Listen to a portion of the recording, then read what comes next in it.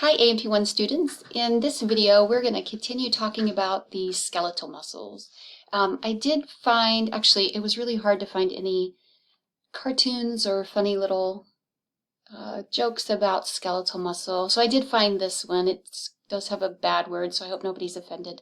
But I thought it was funny. If you recall, one of the functions of skeletal muscle tissue was they serve as sphincters. They like the anal sphincter and the urethral sphincter kind of control when we have to go to the bathroom. So I thought this was funny because the anal sphincter, who's made of skeletal muscles, is calling the brain a nerd. And the heart's like, don't listen to him, brain. Sphincter's an asshole. So I thought that was funny. So hope you find it humorous. And you're not offended. If you are, I'll take it off. Okay. All right, we're going to head to our objectives. So we are now going to start talking about, now that we know the various sources of energy for skeletal muscle contraction, we're going to talk about the different types of skeletal muscle fibers. So not all of our skeletal muscle fibers are exactly the same. They have some differences, and it'll make sense, I think, once we start talking about the different ones, why we have to have different muscle fibers, cells in different parts of our body. So we're going to go over 16 and 17 here. First, we're going to explain what criteria we use to describe or categorize the different skeletal muscle fiber types. So the first criteria is the type of contraction generated. So we have some skeletal muscle fibers that are very powerful, and they will contract very quickly. They'll usually be a shorter duration. They'll last a little shorter, but they are very powerful and very fast, and so we call them fast twitch fibers for that reason. So that's one type of muscle fiber we have in our body, are fast twitch fibers. And then we have some fibers that are the opposite. They aren't really powerful, not as powerful, and they are more slow to contract, but they can last longer. And so those are called the slow twitch fibers. So we have, of all of our skeletal muscle fibers in our body, some are considered fast twitch and some are considered slow twitch. And again, that's primarily based on speed, but power has something to do with it too. So, and it's just basically our genes have something to do with why they're the genes that those fast twitch fibers have versus the slow twitch fibers. So it just makes the fast twitch ones, faster action potentials running along them. They let calcium out more quickly and those kind of things. Break down ATP faster, so all those things will make them happen a lot more quickly than the slow twitch fibers. So that's one criteria. So generally, if we're talking about fibers, we'll say they're either a fast twitch one or a slow twitch one. All right, the other criteria that we use to categorize them is means for supplying ATP. So how does that fiber, or what's the primary way that fiber gets its energy, or ATP? So we have two types of fibers based on their primary method of supplying energy, or ATP, for muscle contraction. So they're oxidative fibers and then glycolytic fibers. So hopefully you can see in the name, oxidative, that makes me think oxygen. So hopefully you're thinking cellular respiration, the aerobic one, which is the citric acid cycle and the electron transport chain. So that is aerobic cellular respiration. That's the fibers that most of their ATP is supplied by aerobic cellular respiration, which requires oxygen. But then there are some fibers that primarily use glycolysis, and that is still part of cellular respiration, but it's the part that doesn't require oxygen. Happens a little faster. We can get more ATP more quickly than the oxidative fibers using aerobic cellular respiration. But remember, aerobic cellular respiration that provides a lot more ATP than the glycolysis alone. So, all right, so oxidative fibers, you need to know that their primary means of getting the ATP is through aerobic cellular respiration, and glycolytic fibers, kind of named them for what method they use to get their ATP, so glycolysis, so we call them glycolytic fibers. All right, so those are our two criteria. So when we go to talk about a fiber, we'll say it's fast or slow, and then we'll say it's oxidative or glycolytic. And so now that you know the difference between those two, you'll know what we're talking about when we describe a fiber that way. All right, so that was our 16th objective, talking about the criteria that's used. So then, 17, we're going to compare and contrast the three primary muscle fiber types in the body. So they are listed here. We have slow oxidative, so that makes you think, okay, the contractions aren't very powerful and they happen a little bit slower. And then those muscle fibers also are using aerobic cellular respiration for their energy. And then we have fast oxidative, so those are using aerobic cellular respiration for energy, most of their ATP, but they are going to contract very quickly and more powerfully than the slow ones.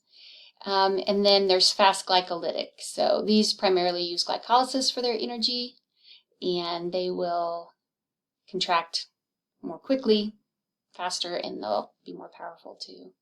So those are the three, and we want you to know the difference in, we've already kind of talked about the means of supplying ATP. So as long as you know what oxidative versus glycolytic means, you know what means that they are using to supply most of their ATP. And then contraction speed, we kind of already talked about that. So if it says slow, contraction speed is slow. If it says fast, contraction speed is fast.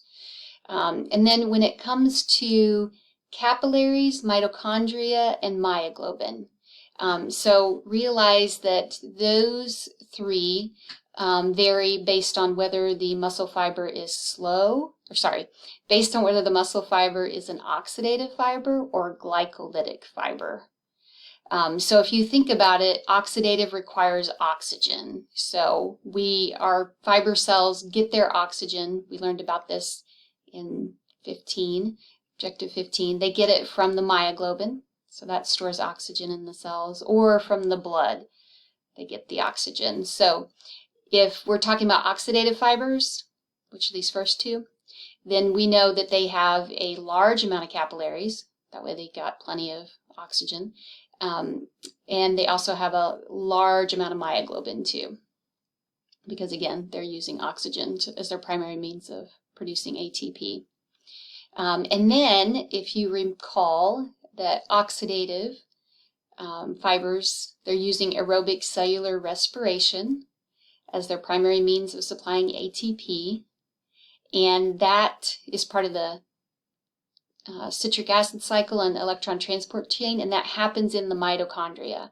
So if we're talking about an oxidative fiber, the number of mitochondria are really high. We need more mitochondria because we're doing more aerobic cellular respiration to get our ATP. So if you look at oxidative fibers, they're going to have a large number of capillaries, large number of mitochondria, large number of myoglobin.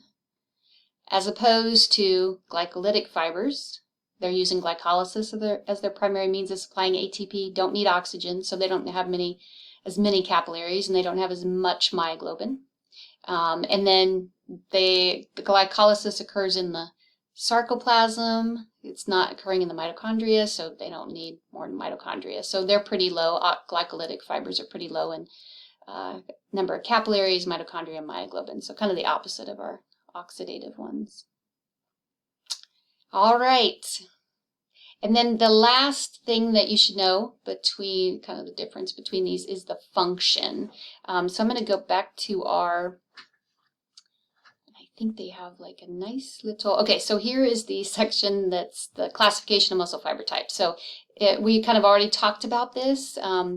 while we were looking at the learning objectives, but slow oxidative fibers, fast oxidative fibers, and fast glycolytic fibers are the three primary types, and kind of what we talked about is listed in here.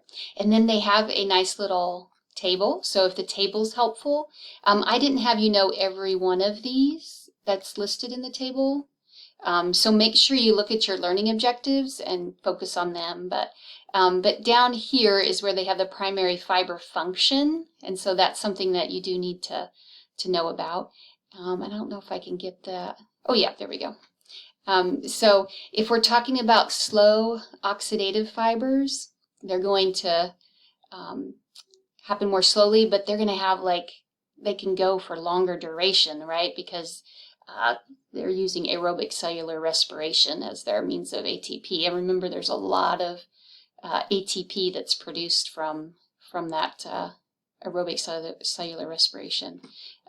So for any sort of endurance, anytime we want muscles to kind of constantly contract and not become fatigued or tired, then we want slow oxidative fibers to be present in that muscle. So maintaining posture, so those muscles that maintain our posture, we talked about some of those muscles in our lab.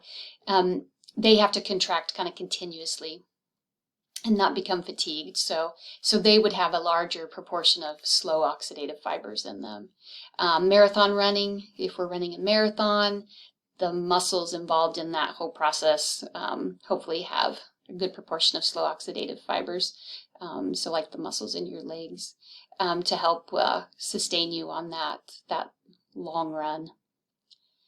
So endurance is the primary function for those slow oxidative fibers. If we have some sort of function where we need endurance, long periods of muscle contraction without the muscle becoming fatigued, slow oxidative fibers are there to carry that function out. And then the fast oxidative fibers, this is kind of, they say, medium duration of exercise, just, moderate amount of movement. Walking and biking are sort of the examples of the activities that are going to primarily rely on fast oxidative fibers. So they have those contractions happen quickly, but they will be able to, like for walking, biking, be able to go for longer periods of time contracting without becoming fatigued. So, but realize you're not constantly walking or biking usually. So those fibers don't have to contract continuously. And then the fast glycolytic fibers, their function is for anything short and intense. So sprinting, lifting weights are some examples that they use. So those are our various three types of fibers, muscle fibers. So like I said, not all of our skeletal muscle fibers are exactly the same. So we have different types, and we will categorize them based on how quickly they contract and how forcible a contraction is, to what is their primary means of supplying ATP for muscle contraction.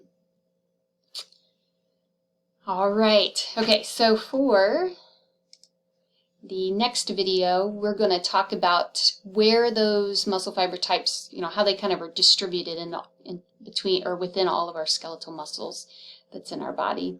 And then we'll go over a little bit more information about how our skeletal muscle cells function. So I'll see you in the next video.